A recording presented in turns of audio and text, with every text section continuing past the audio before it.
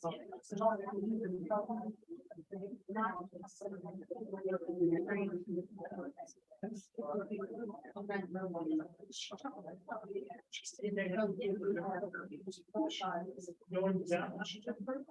you want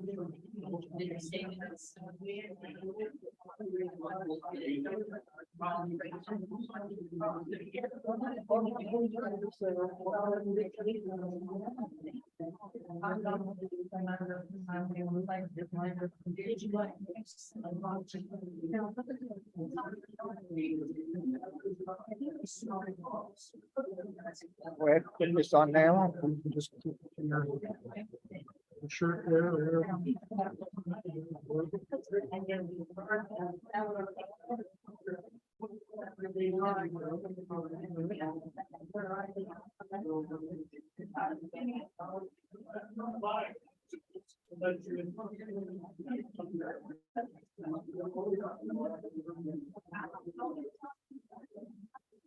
Good afternoon, everybody.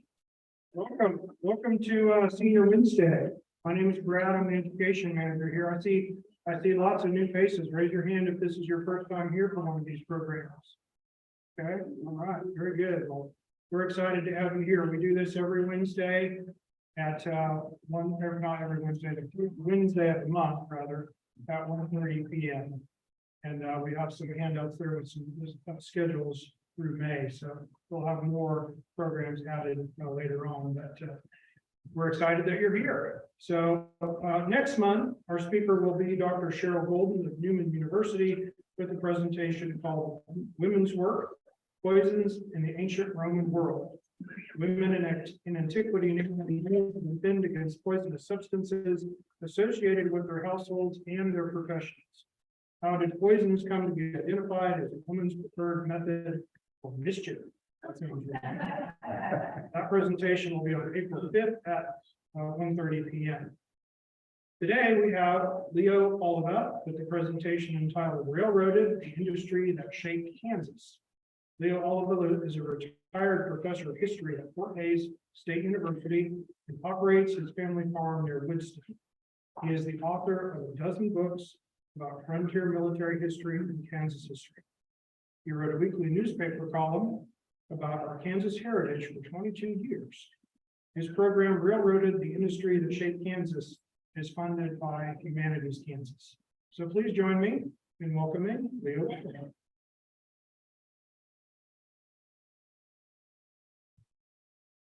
Thank you very much. Can you hear okay? That's the main thing. So if not, let me know. Humanities Kansas is a sponsor of the program. Part of the funds come from the National Endowment for the Humanities. The National Endowment for the Humanities costs every person in the United States $1.95 a year. So I hope you get your money's worth. They sponsor all sorts of programs, not just speakers, but they fund a variety of programs all over the state, from small towns to big cities. The program is Railroaded, the Industry That Shaped Kansas. I focus for an example of the railroad in Kansas, the first railroad to build across Kansas, the Union Pacific Railway Eastern Division, that reorganized as the Kansas Pacific and later became part of the Union Pacific. But it is an example that I use to show how the railroads affected Kansas. I like this quotation from the late Michael Crichton. He says, if you don't know history, you don't know anything. You're a leaf that doesn't know it's part of a tree. So what we need to learn more about is the tree that we're part of. And that's what this is about.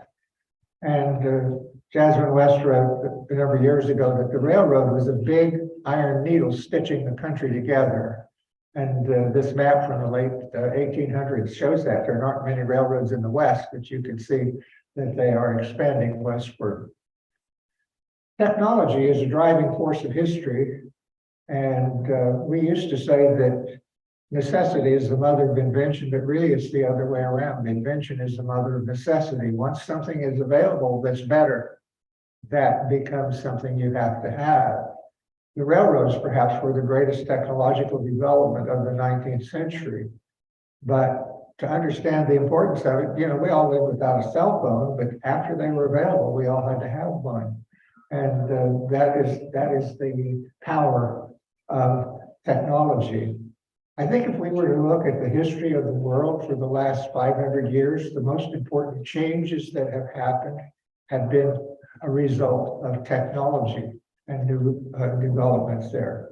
I don't focus much on railroad equipment and so on. I look mostly at the economic and social aspects of the powerful impact that railroads had. Railroads started building in the United States prior to the Civil War, were interrupted by the Civil War, and just took off and expanded unbelievably after the Civil War. By 1870, 5 years after the war, the United States had about 45,000 miles of railroad track in operation. Kansas had over 1,200 miles at that time. But with the great building spree that went on, by 1900, the United States had increased to 215,000 miles, and Kansas had more than 9,000 miles of track in operation. So it was a period of great growth. By 1870, railroads were the second largest employer in the national economy, exceeded only by agriculture. So they were, this is where the great fortunes of the Gilded Age of the late 19th century were made, was primarily in the railroad business and allied businesses connected with that. By the 1890s, 80% of the farms in the United States were within 10 miles of a railroad track, not a depot strictly, but the railroads had penetrated the nation that much. Every county in Kansas had railroad service by that time. By the 1890s, 96% of all commodities that were shipped more than 30 miles in the United States were carried by railroad. That's how important they were, because they were the only vehicle available for transport of large commodities. What do you think the percentage of railroad is today? Any guesses? 16.2%. Trucks carry 57.7%. Pipelines, barges, airlines carry more. But even though the railroads only carry 16% of the freight, it is an invaluable part of the economy that they serve even today. Railroads were necessary really for the settlement of the American West, because without a transportation system that was dependable, could carry large commodities, that development would have been very slow. Railroads made it possible. Kansas was closed to settlement until 1854 because for several reasons, and this land was reserved for Indians, and Indians were moved here from the east as well as the tribes that were already here. And so something I would like for you to think about today is if we hadn't had railroads, would we still be Indian territory today? Because the railroads were the only reason really that Kansas was organized and developed. Kansas was a crossroads for trails prior to railroads because of its central location in the continental United States.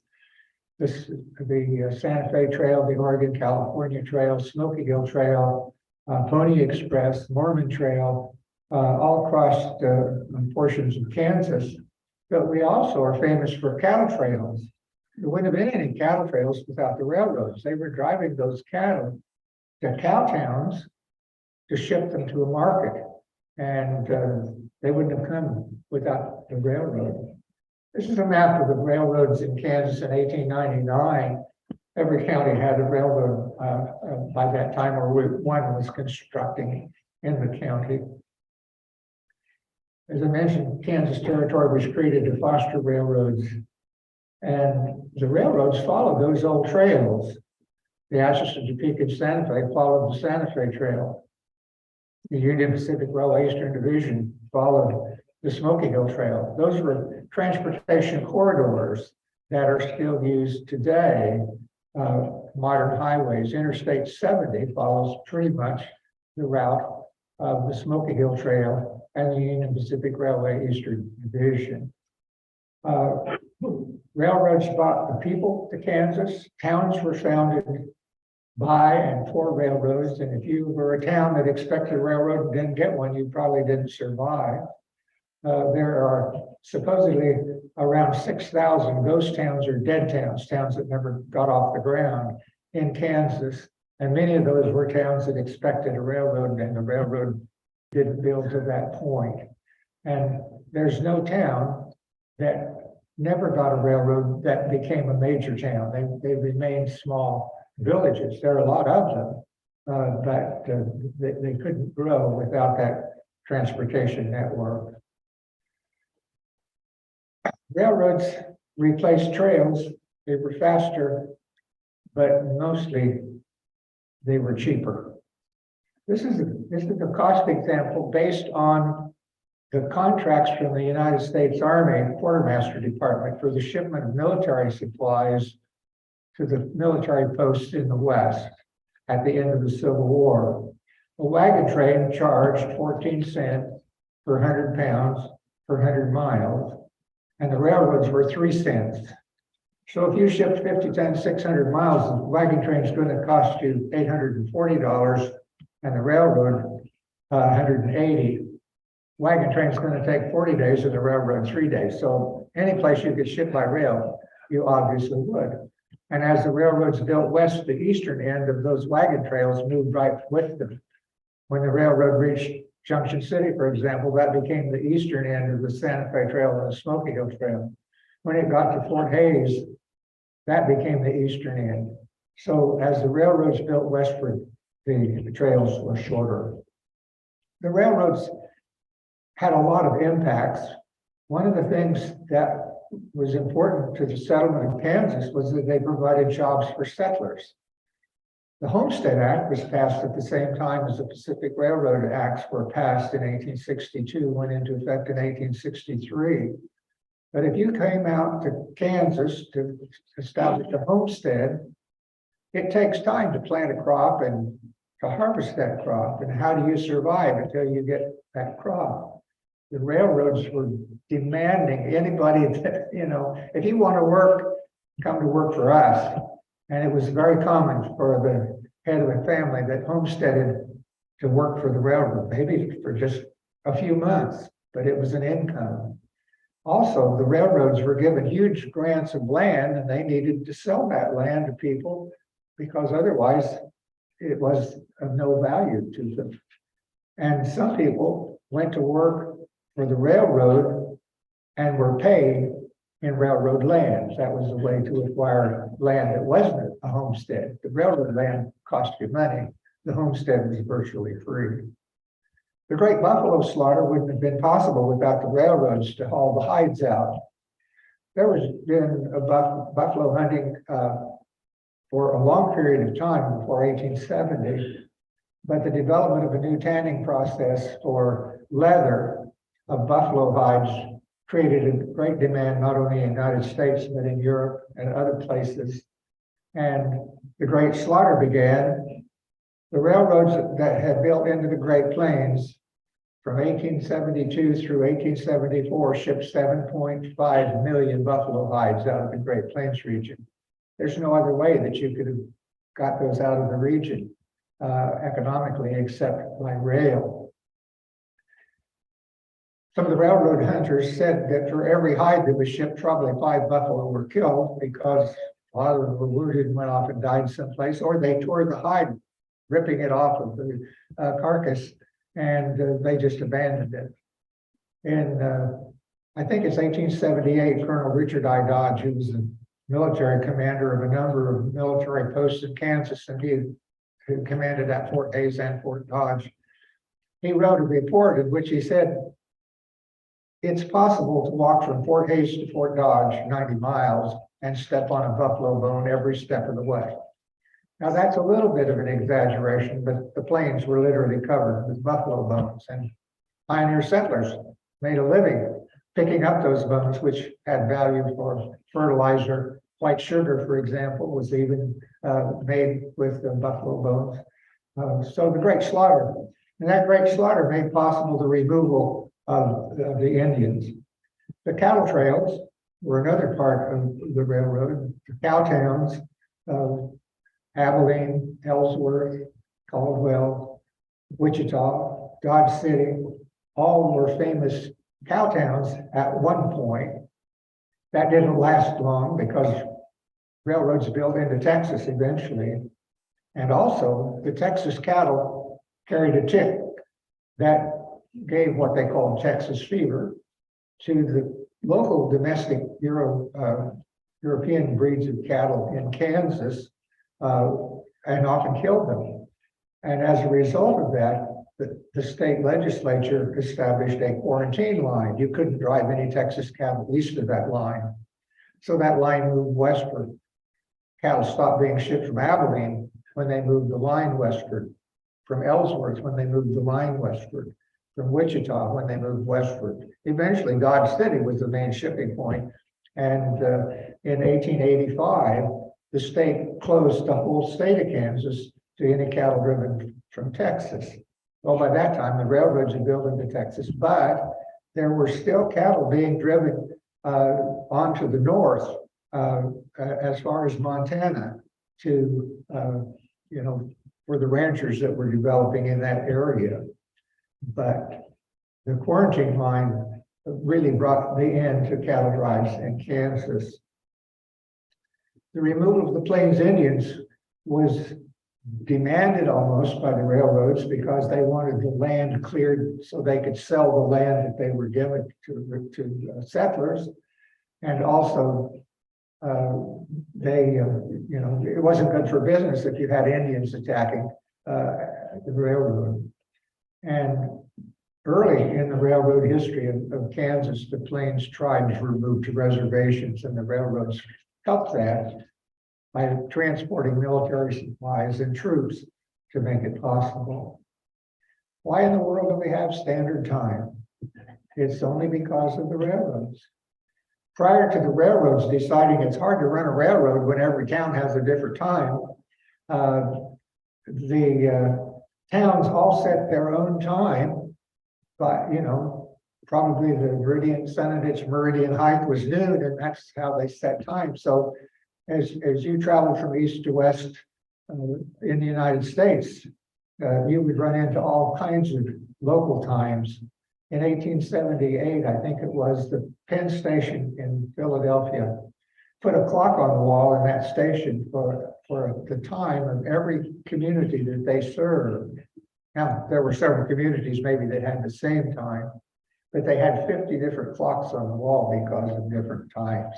It's kind of hard to run a railroad without some sort of a schedule at the same time.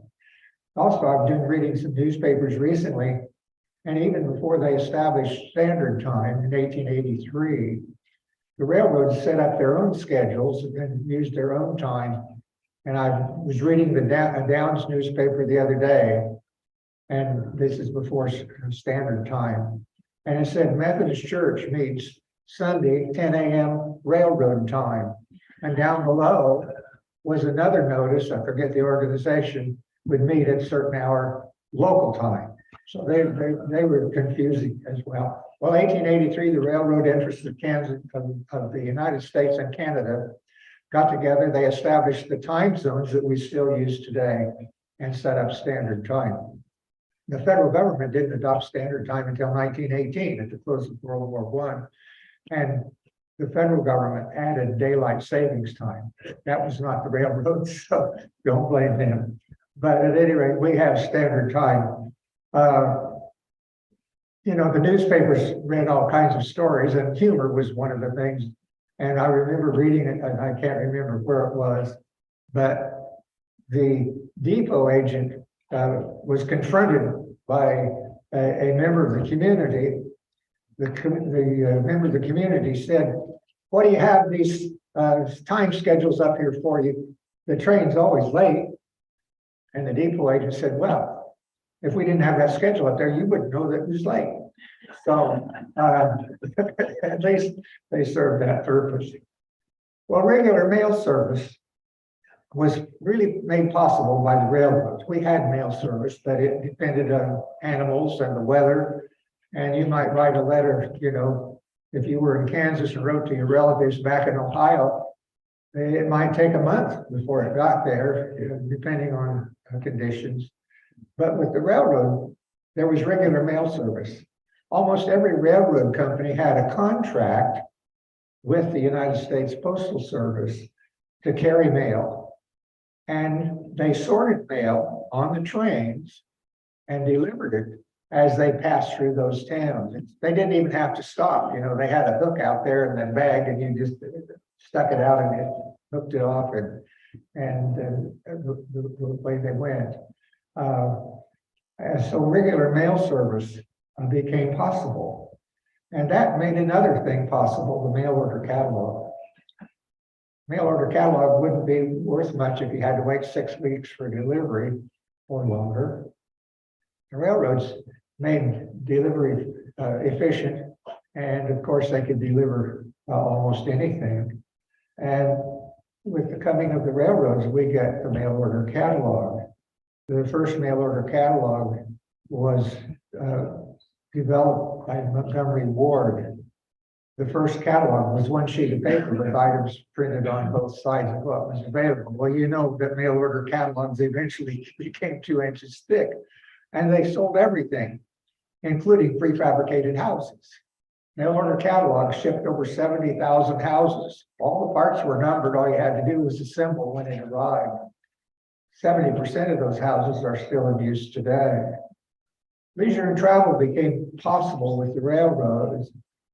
Up until that time, it took a long time to get any place, depending on draft animals, or maybe if you got to a steamboat, it was faster. But you didn't go visit relatives very often. Railroads changed all that with the speed of travel. Railroads had a great impact on immigration in the United States and in Kansas. The building of the Central Pacific and Union Pacific Railways brought in Chinese labor, as particularly the Central Pacific, to build eastward from California. 20,000 Chinese workers were brought in. Some brought their families with them. After that railroad was built, the Chinese moved into major towns, operated laundries and restaurants. And then there began to be opposition to the presence of the Chinese. And the first exclusion law passed by the United States Congress to block immigration was to block immigrants from China. And that happened in the 1880s. Mexican immigration was a little bit different.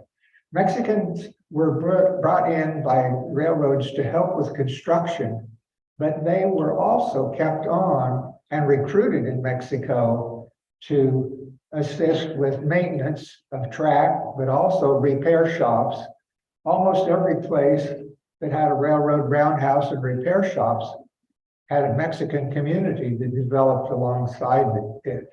Whether you're looking at Topeka, Kansas City, Chanute, Dodge City, whatever, the Mexican community developed there.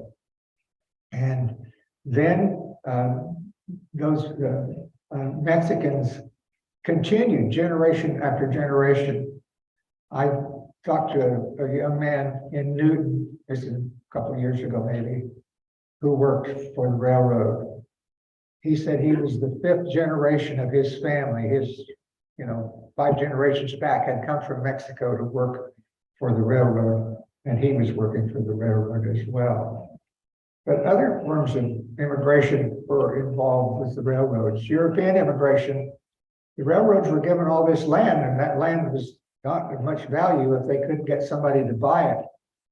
The major railroads, including the Atchison, Topeka, Santa Fe, and the Union Pacific Railway Eastern Division, Union Pacific, others, sent agents to Europe to recruit people to move to the United States and buy railroad land. And those agents would not only offer to help them find the land, they would make arrangements for their ship passage to the United States, for rail passage to Kansas, and large numbers of immigrants came. In the census of 1910, the Kansas population was 10% foreign born. Most of those were from Germany that had been, or of German background, who had been recruited by the railroad. Interestingly, the census of 2010 showed that the foreign-born population of Kansas was about 10%, that most of those were from Mexico. That migration built a number of communities that revolved around a particular ethnic group. The bulk of Germans that had moved from Germany to Russia were recruited. The Mennonites settled in a particular area, the Newton Hillsborough region. The Lutherans settled in Russell County. The Catholics settled in Ellis and Rush counties, and each brought their own culture with them. And those communities are still dominated by that culture to the present day. The railroads were the first major government aid to the economy. There had been a little bit of government aid for the building of canals, but the railroads received huge grants of land and also low interest or no interest loans. The Pacific Railway Act provided that the railroads that build westward, and of course the goal was to eventually reach the Pacific Ocean, that they would be given loans of $16,000 per mile in flat land, $32,000 per mile in hilly land, and $48,000 per mile in the mountains. And those loans were for a long period of time and usually carried little or no interest. So this was a form of aid to get the railroads built, in addition to giving the land. It also led to the corporate control of the economy. The railroads became so powerful, they were able to lobby, or a better term was bribe, state legislators to give them all sorts of economic favors, which led to abuses, charging all that the traffic would bear, and some others, one of which I'll talk about later. But corporations, for the first time, industrial corporations gained power, not just economic, but also political. We also have the rise of railroad worker unions. With the financial panic of 1873, most of the railroads were in financial trouble. Well, what do? If you're a big business and you employ a lot of people, well, you cut the wages of your workers. So if you're a railroad worker and your pay is $1 a day and they cut it to 50 cents a day, you're not going to be very happy.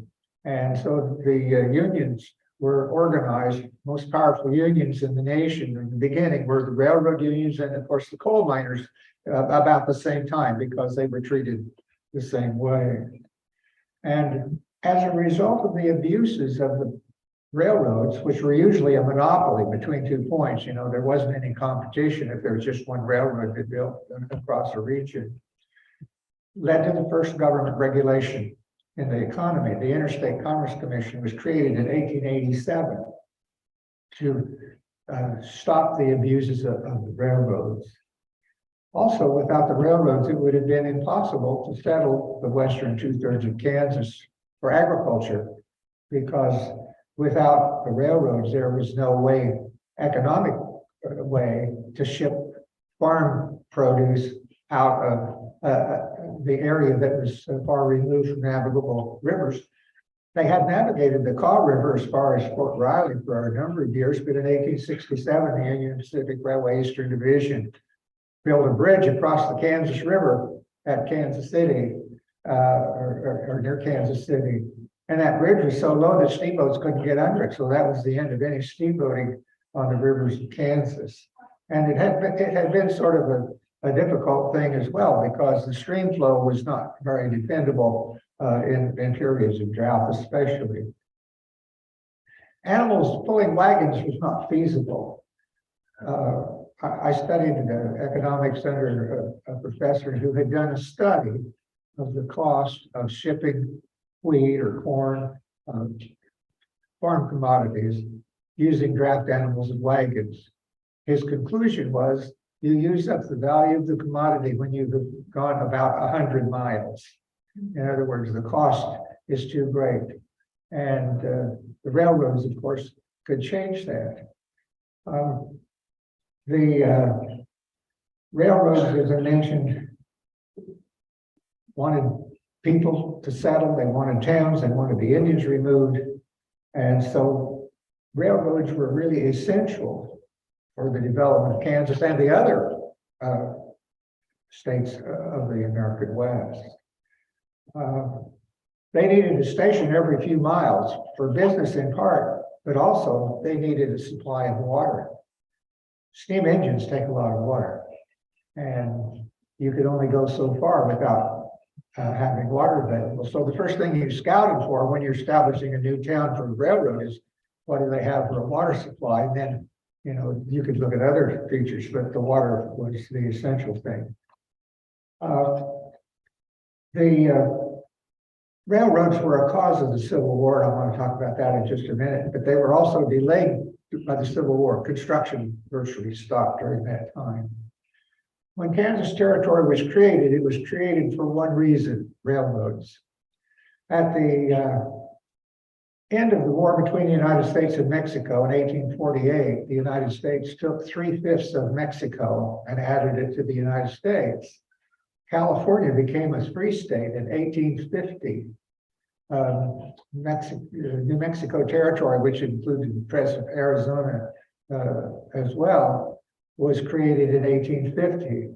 And of course, Texas had been admitted as a state before that war, although Mexico had never recognized that Texas was not Mexican territory. California is a state. The first thing people will start talking about, let's build a railroad to the Pacific Ocean. Great idea. The problem was the only route that was open was from the south, through Texas, New Mexico to California, because in 1820, Congress had closed all settlement west of Missouri and Iowa and reserved that land to the Indians. But most of the railroad corporations were located in the north. And as a result of that, the northern interests, Chicago, New York, Baltimore, Philadelphia, they wanted a route to the Pacific Ocean that ran from the north, not from the south. Senator Douglas from Illinois came up with an idea. Let's open those territories west of Missouri and Iowa to settlement, and we'll build a railroad through there. The problem was, how do you get the Southerners to vote for it?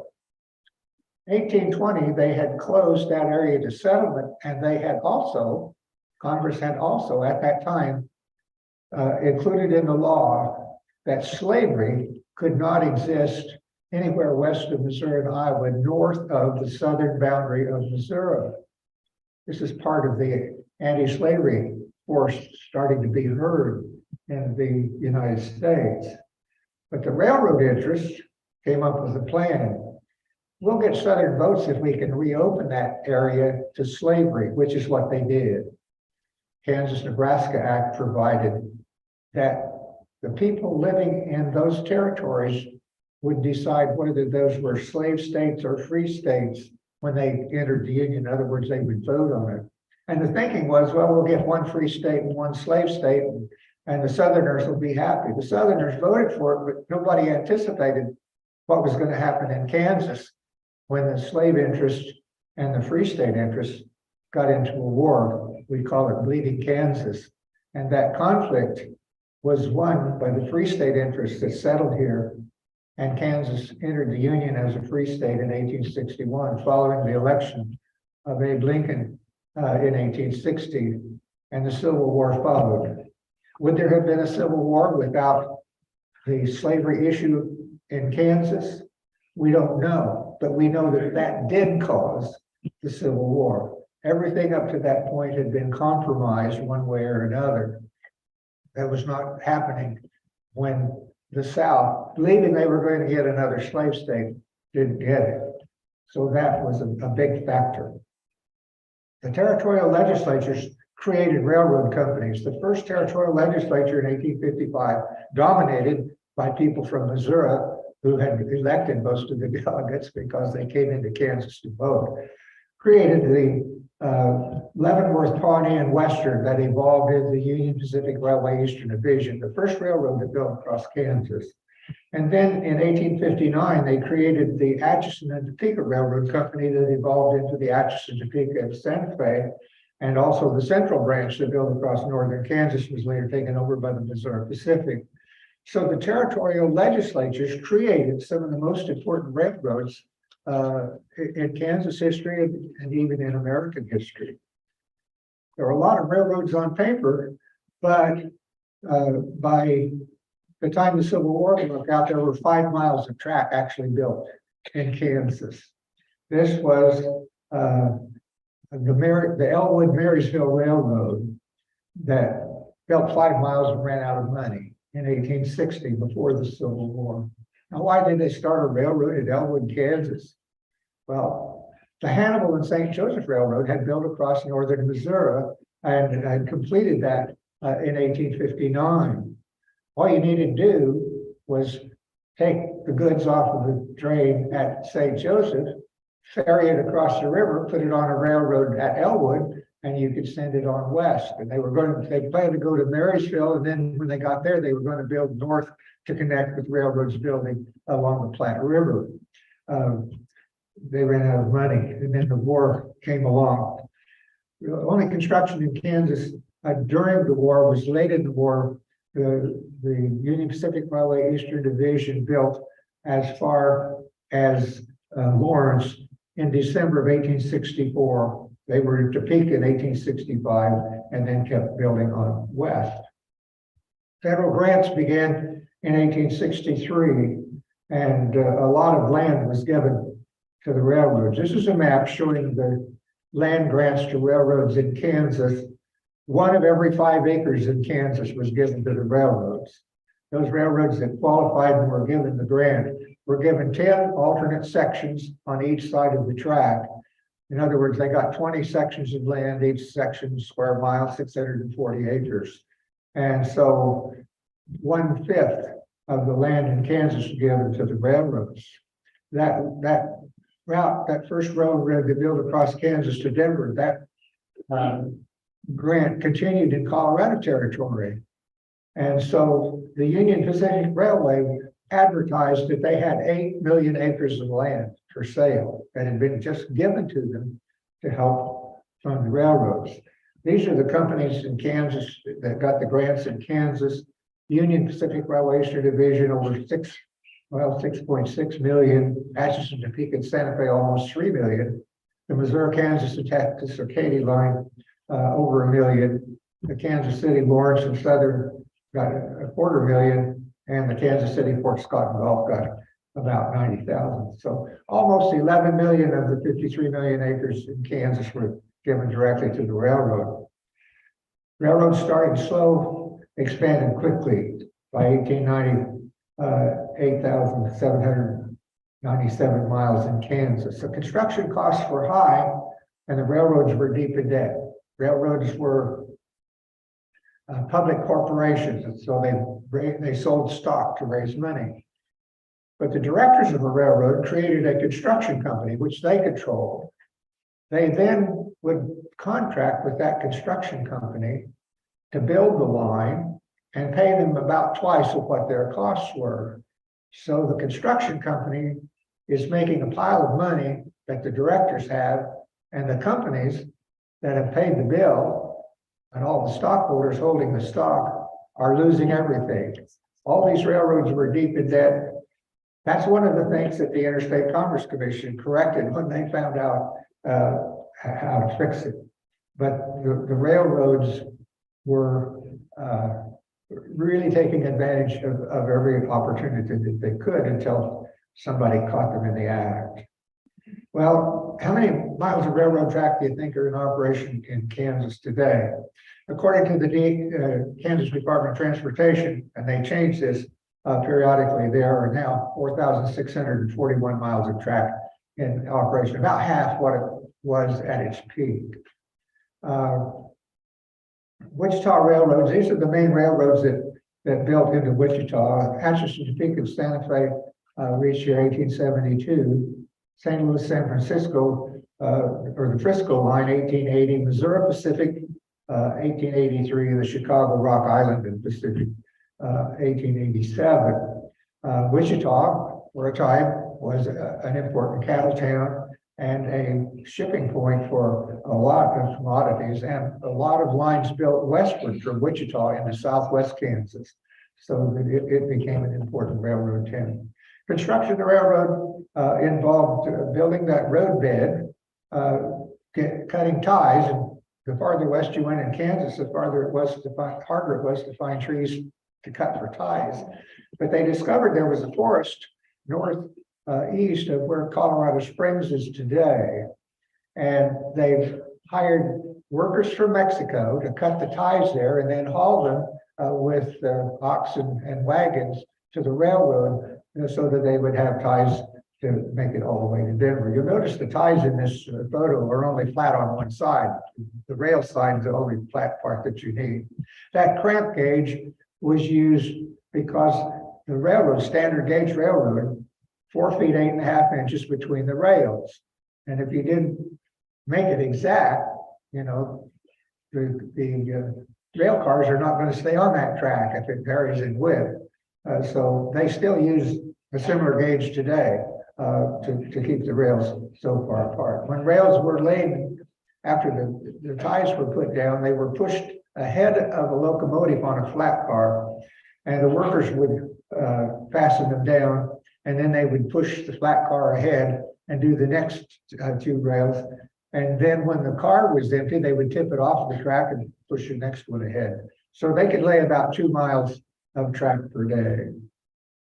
The railroad completed to build across Kansas, Union Pacific while Eastern Division became Kansas Pacific, and it reached Denver in 1870.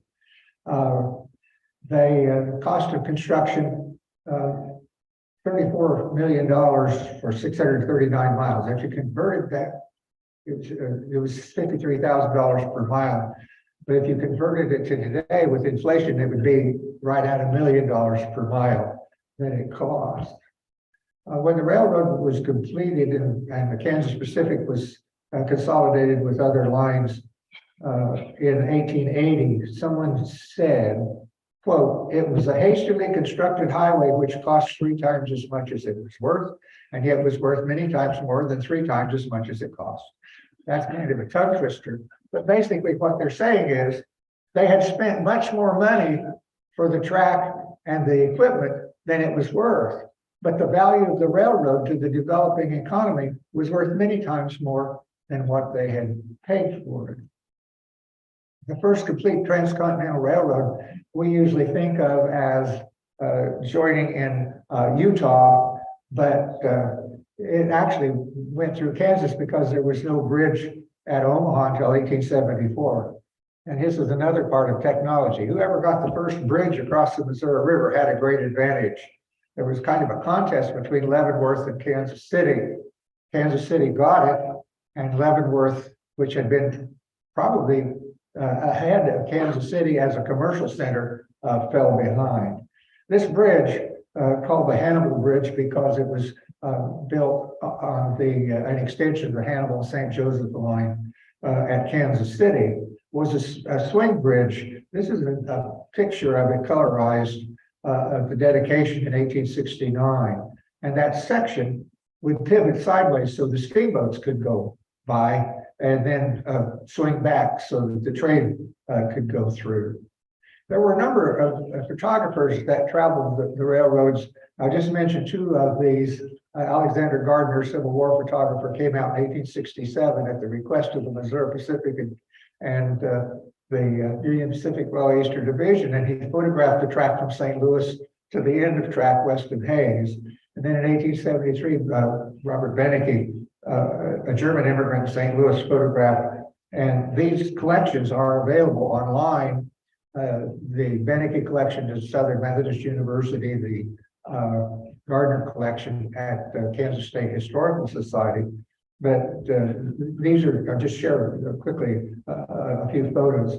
This is the rail yard at Wyandotte in 1867, and this is the roundhouse at Armstrong in 1873. I like this image of all these locomotives in that roundhouse, and some of them are obviously under steam already. It's hard to see this bridge, but this is the bridge built across the Kansas River in 1867 that stopped steamboating. This is another view of it by Benecke. It's very dry years. Look how long the river is. This is the bridge at Lawrence and the Topeka Bridge. The railroad ran on the north side of the Kansas River and then built bridges into those towns. The railroads built hotels for their crews, but also remember they're bringing people to buy land. And so they built some very fine hotels. This is the Wamego Depot by Gardner. This is a bridge over the Blue River near Manhattan by Beneke.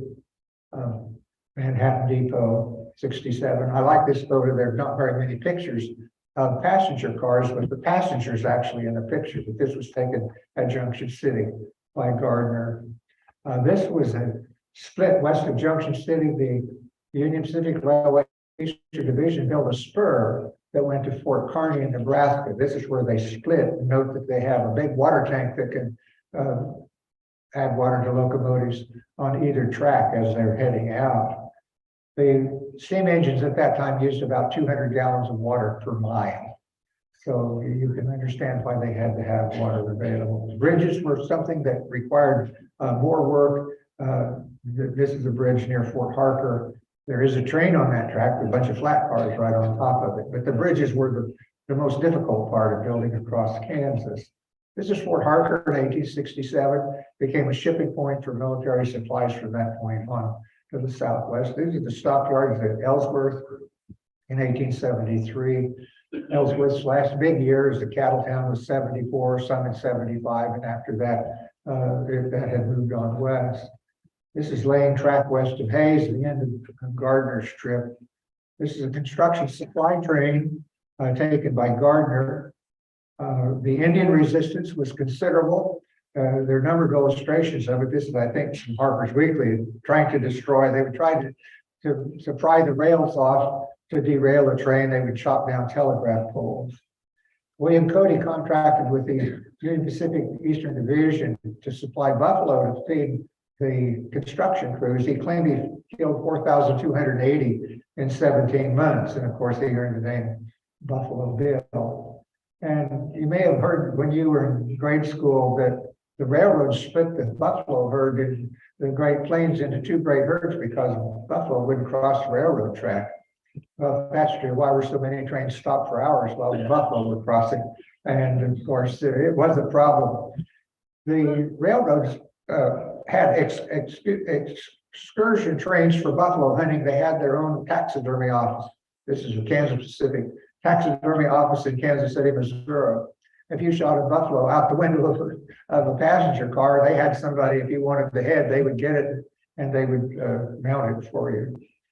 This is an advertisement for cattle to come to Abilene in 1867, the first year that they had the cattle drive there. This is a picture loading cattle at that point. This is a cattle train in 1873 that's taken in Junction City. This is the Wallace Station Railroad Hotel, Wallace, which was very in western Kansas. I mention this because it was the first Fred Harvey hotel and restaurant. He and a partner, the train stopped so people could get off to eat. They didn't have dining cars yet. They put in a restaurant at Wallace and Hugo in Colorado. Then they had it falling out and they sold the business. But Harvey eventually approached the Astronomic in Santa Fe, and they authorized him to go ahead to build hotels and restaurants. Of course, he later developed the dining car. But these Harvey houses all across the United States to California are still famous today, and many of them are still standing. This is the one in Hugo, Colorado. This is a map from 1848 when the railroads were pretty much completed in Kansas. So railroads really made the settlement possible. And I'd like to have some time to answer questions. So if you have questions, speak right up. Yes. I can't hear you. I'm sorry. About the same time as the coal miners. Those coal training, or I mean, sure those. Yes, the question, these worker unions, were they organized railroads and coal mines at about the same time? The answer is yes. The coal mining industry in Kansas was another thing that was developed by the railroads, along with salt and petroleum. But the railroad, by 1900, 1/3 of all the soft coal in the United States was mined in southeast Kansas and southwest Missouri. That's how important the mining was there. But the workers, the miners and the railway workers suffered the same fate in the financial crisis. They would cut their wages. And the miners, of course, safety was another issue. The mine owners weren't worried about safety. So what if they get killed? We'll go hire some more people. And so these were the two main industrial labor union organizations that started. And of course, by the 1920s and into the 1930s, most of the industry in the United States was unionized. All of that changed after World War II, but the railroads were important in that part of the economic development of the nation. So sure, yeah, thank you.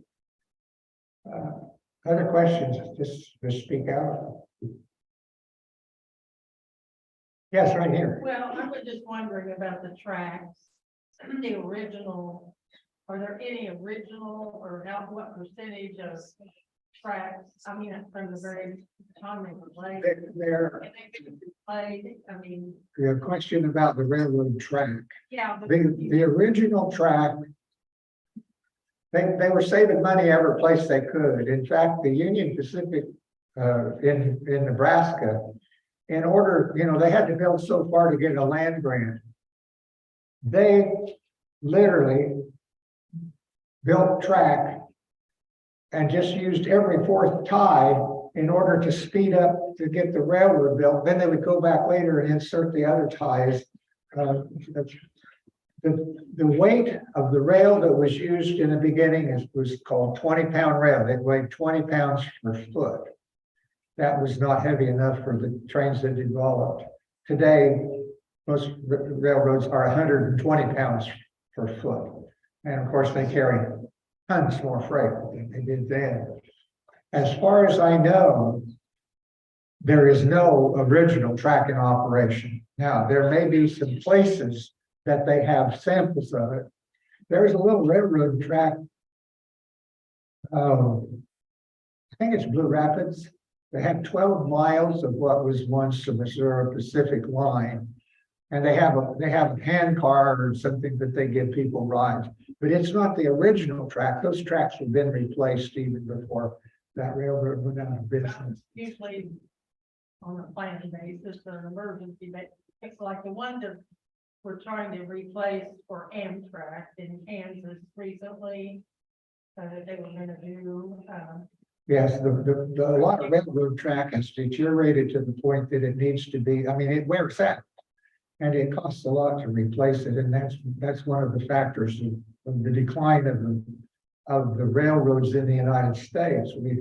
We have not kept up the track of the industrial nations of the world. The United States has the poorest rail service of all, and part of the reason is that maintenance of track. The railroad companies neglected it, and then they closed lines that weren't paying. There was a proposal made at the end of World War II. Never got off the ground, but they saw how important the railroads were to the war effort, and the proposal was to nationalize the railroad tracks, make them just like public highways. They would be maintained by the federal government. The railroads would then be charged a tax, for the routes that they use, but they wouldn't be responsible for maintenance. That never even got introduced. It was a proposal and failed. And it was the deterioration, especially of spur lines, that caused the railroads to abandon so much track. They just couldn't afford to spend the money to replace rails to keep everything up. And so they just closed the line, they took up the track. And that's why so much is carried by trucks today, like the wheat, the corn in western Kansas. Where I live, we had rail service up until 20 years ago or so, and they took out that spur line. So today everything has to be hauled out by truck, and they haul it to the nearest railroad place where they can dump and load it onto rail cars. But it means that the trucks are carrying that grain because those spur lines were not paying for themselves, and the railroads just abandoned them. Other questions? Speak up, I can't see very well.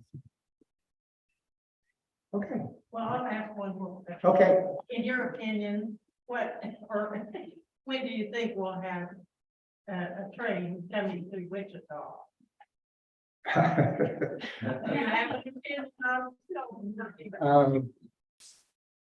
We, passenger service in this country has deteriorated, and there have been proposals to renew it, build high-speed trains. It's not happening. I don't know if it will happen or not. If you've been in Europe or Japan or places where they have the high-speed rail, it's unbelievable. The equipment and the service that is available. I've ridden high-speed trains in France, and you're moving at about 180 miles an hour, and that track is never crossed by automobiles at any point. It either goes, most of the time it goes underground when it gets to a town, but out in the country, there may be overpasses, but there is no place that high-speed rail is crossed by car and truck traffic, which is, a major safety factor, because it's kind of hard to dodge a train moving 180 miles an hour. But it's just unbelievable the service that is available. I have a friend who's right now trying to figure out a way to get from Hayes, Kansas to her sister's place in northern New York State by Amtrak. And I think the best she's figured out, it's a round trip's not possible, but you can do you have to book 3 different trips that interconnect, like Chicago and Albany or whatever, because the service is just not there to connect all these lines together at the same time. So we once had great passenger service in this country, but after World War II, it was not paying for itself, at least as far as the maintenance and everything. And so it was dropped. Amtrak has had some support, but not the support that it needs, I guess we could say. Yeah. Thank you. Oh, thank you all very much. Thank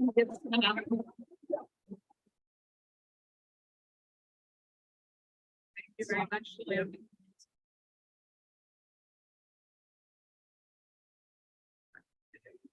Well, thank you very much to Leo for this talk, and of course to Humanities Kansas for sponsoring today. So this is the first of 4 talks that we are having sponsored by Humanities Kansas this year. So our next one, which Brad mentioned at the beginning, is on March 16th, and it's Kansas Legends and Folktales with Jim Hoy.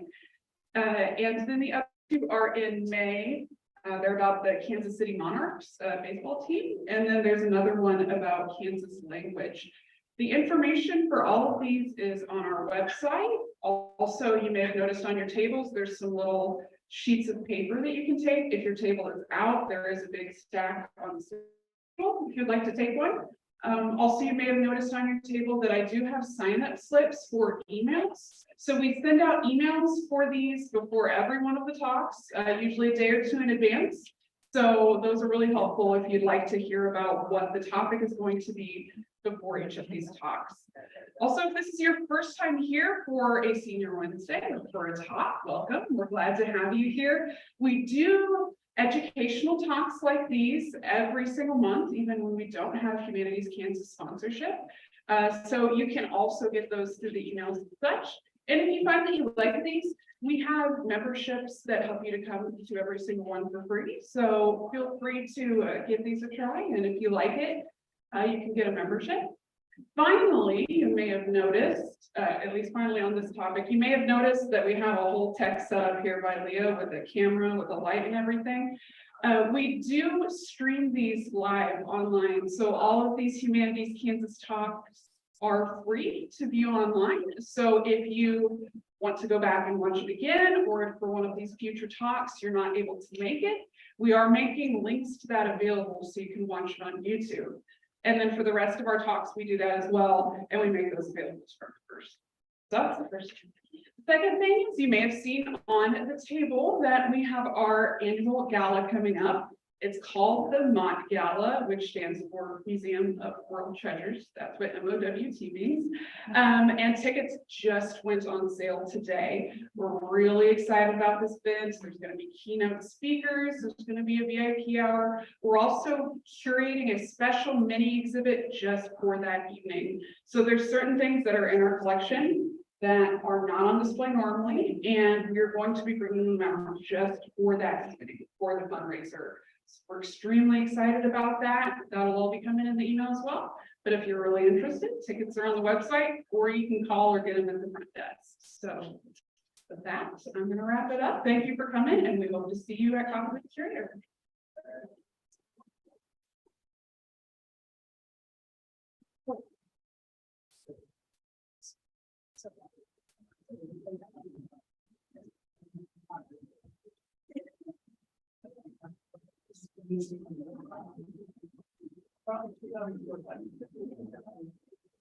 Wanted to thank you. I don't think very much about rails, at least in Kansas.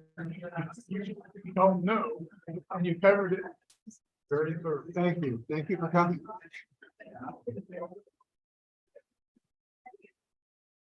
Thank you, that was very good. I had one question. Okay, and it was showing the tax. They said if somebody shot one out the window, like on the train or. It's like, I'm thinking, let's see you that today because it's usually you gave you from your. Well, But it's like, this is these were special. Find people out there to go out.